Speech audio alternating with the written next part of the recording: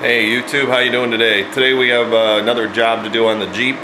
We're going to be jacking it up, and we're going to be replacing the shocks.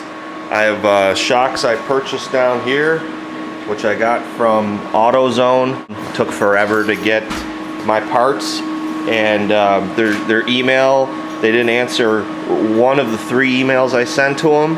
I called their customer service department, was able to finally get a hold of somebody, but you know, no shipping number, nothing. So don't use AutoZone for online purchases unless you're going to go pick up at the store.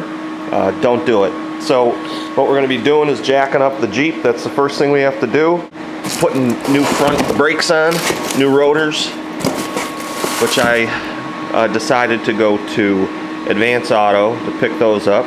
So we have these, we got pads, and we've got shocks, and let's get to work. Alright, so we have the vehicle supported on jack stands. I haven't done the back yet, but I'm going to get the rear up in the air in a little bit. Shock towers come through on the passenger side right near the fluid reservoir. We'll guess that's a metric bolt there. We got to take that off. I'll let you know what that is in a second. And on the driver's side, a little bit more difficult to get to. Down past the master cylinder, there's one down there. I'm just going to loosen that up. I'll let you know exactly what those are in a minute. Okay, these are a 15, the shock towers, 15 millimeter. Bushings are a little wallowed out, but see at the top, the plastic boot had cracked, and I don't know if water got in there and it froze and whatever. So this thing makes an awful lot of racket. So let's get these out. Break the rust free. Just got to be careful with the wiring harness here.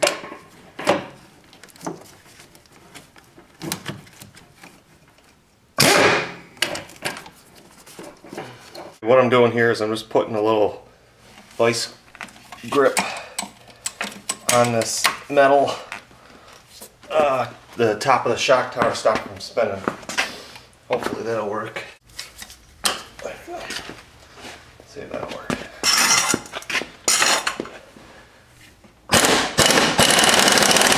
There we go. Okay, we're free. Okay, we got our bolt off on the shock tower. Just gotta be careful, these air conditioning lines here.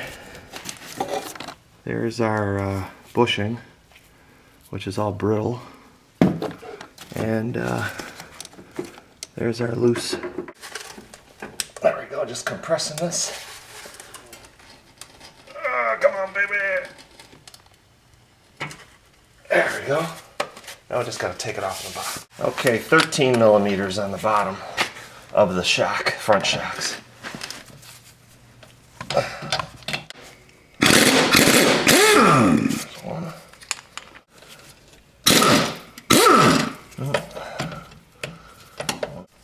Oh no, that broke.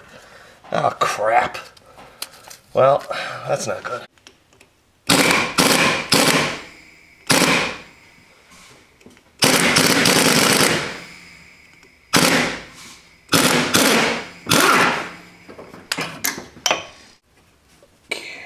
Oops, don't drop that nut. Drop all the way down to China. Here are the new shocks. And here's what we got. Oops. Max Control shock with the rubber boot. Pretty cool stuff, I think. And we'll get these bad boys mounted up. And what's nice about these Gabriel shocks up front, the Max Controls, they came with bolts for the bottom. So a lot of the shocks I was looking at didn't have that. So I guess, you know, they're thinking ahead that you're going to bust off those bolts. So pretty happy that they have those, so I can get these mounted up without having to run over to Tractor Supply and get some grade 8 bolts. So glad they have these. Whew. not want to come off.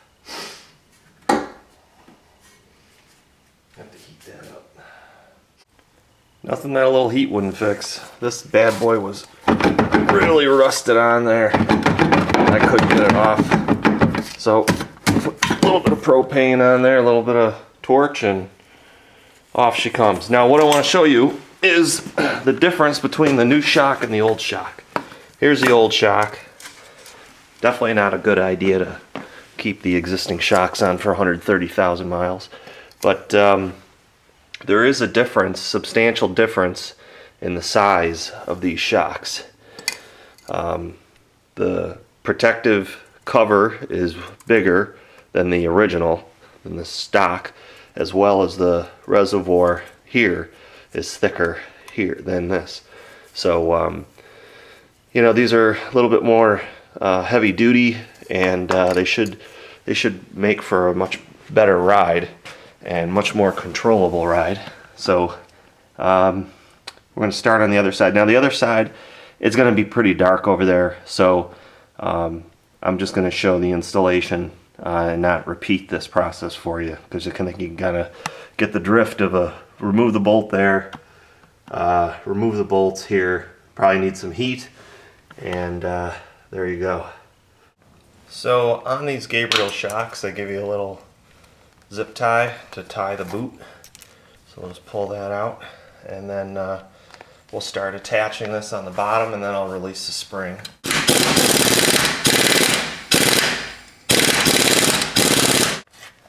And then I gotta jack up the vehicle a little bit.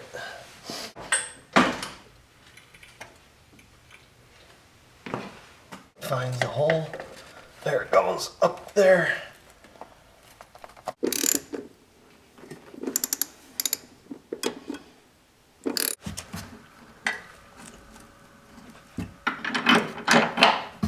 I'm gonna put a little bit of never seize on this bolt that gave me so much trouble to get off.